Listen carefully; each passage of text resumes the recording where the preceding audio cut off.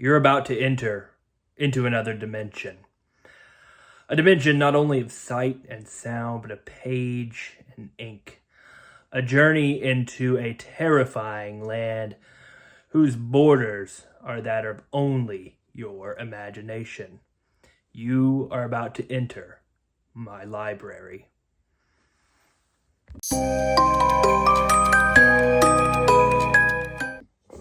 Hello everyone, my name is John, and I want to welcome you back to my terrifying library.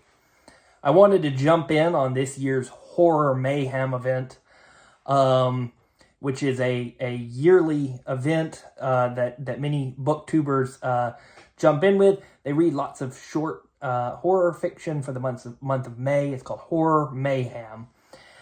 And I just so happened to be at work today, driving around, and was listening to a video by Michael K. Vaughan, who I just love everything he puts out, and will put a link to his channel in my description if y'all are so interested.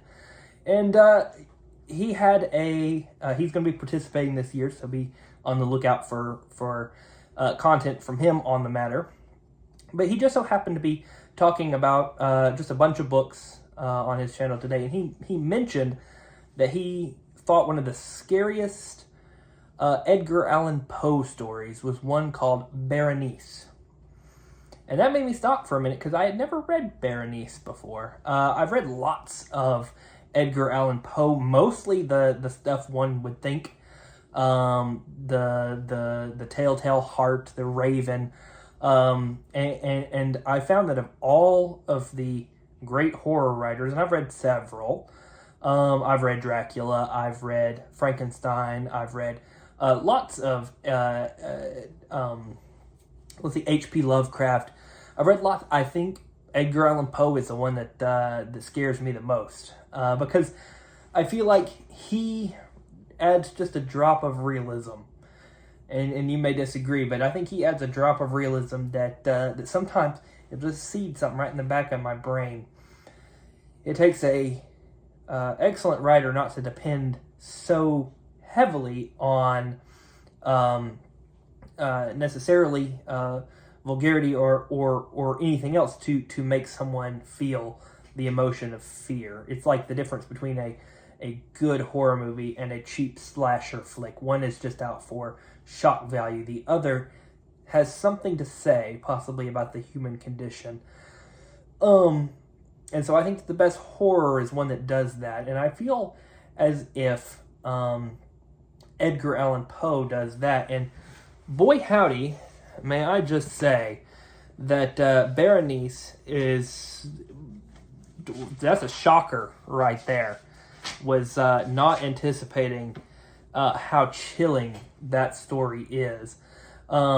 There'll probably be other times where I delve into a little bit of other Edgar Allan Poe works, but today I just wanted to kind of, I guess, respond to something that Michael K. Vaughan had said today, and because I had come home from work and I pulled out my volume of the complete tales and poems of Edgar Allan Poe, and I pulled it up and I gave it a read. It took about 20 minutes.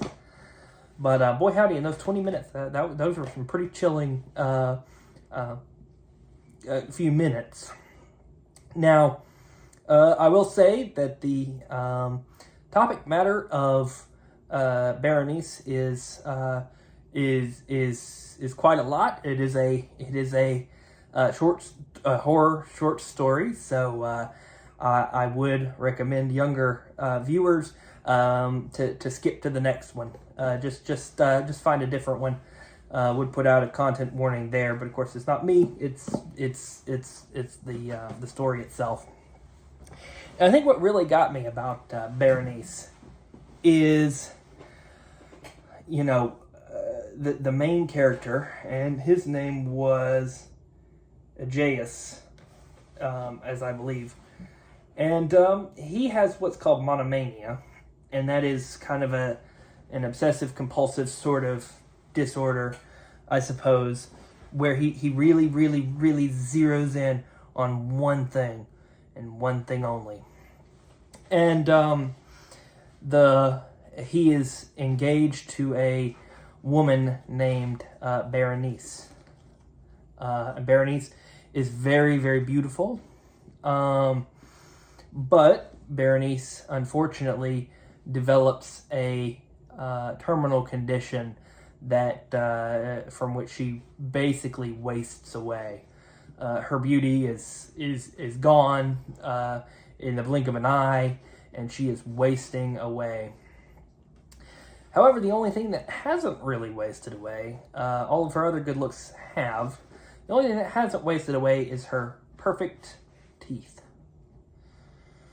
I saw where this was going pretty quick, and boy howdy, did not disappoint. Anyway, her perfect teeth. And if you haven't read it, go ahead and read it. Just do it. But this main character is fascinated by her teeth. He thinks of holding them. Because that's the only part of her that has not basically disintegrated. And the call comes over that she has died. And then the narrative skips a little bit to where he is approached by several individuals. He's holding a box in his hand, and he doesn't quite know. Well, he possibly knows what's inside of it, but it fills him with dread and worry. Anyway, long story short, he had pulled out her teeth and put them in the box in a gruesome, violent way. And apparently she also was not dead. Ooh. Of course, the way I put it, it doesn't sound that scary. It sounds mostly gruesome and gross. But, boy howdy, if you read this thing, it'll have you on the edge of your seat.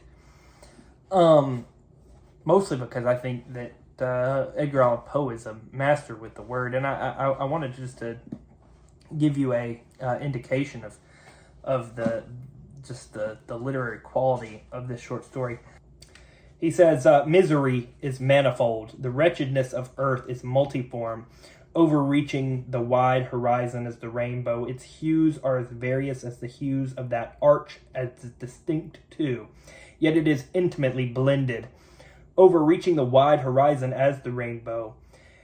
How is it that from beauty I have derived a type of unloveliness? From the covenant of peace, a smile of sorrow? But as, in ethics, evil is a consequence of good, so, in fact, out of joy, sorrow is born. Either the memory of past bliss is the anguish of today, or the agonies which have their own origin in the ecstasies of what might have been. Ooh. What an opening. Just kind of a kind of a turn of the thought on what makes misery.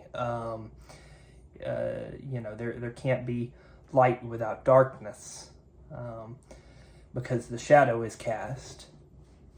So I found that to be incredibly interesting, and I think that the thing which really got me about this short little story is, my day job is hospice, so you see people and they are disintegrating, like Berenice is at times. They are dying, and sometimes the responses of family members and things of that nature, the things they want to hold on to, the things they want to keep when their loved one is deteriorating, is fascinating. And of course, that is not to say that there's anything that I've witnessed that is quite anywhere in the ballpark of what you would see in this short story. But nevertheless, there's just a hint of realism there. That as this poor woman is fading from this life, as her beauty fades like a plucked flower, he just wants to hang on to something that won't quite as easily disintegrate or fall apart. In that case, in this case, her teeth. But that is, I suppose, today's morbid thought and my hat toss in the ring for this year's Horror Mayhem. If I feel the desire and urge, I may throw something else out in the ring, but for right now, I think I'm good for today. The mustache was a kind of a complete accident. I just so happened to be trimming my facial hair when I stopped and looked in the mirror, and I thought, does it look like a cowboy? No, it probably looked a little bit more Sergeant Pepper's. But you know, when I thought about doing Horror Mayhem, all you had to do is slick the hair back, and you know, it looked fairly sinister. I don't know. Anyway, I hope that you all have a wonderful rest of your day or night, wherever you are. I hope that you join me again next time for more books and discussions. I appreciate you all very much for watching, and I hope to see you all again very soon. Bye now.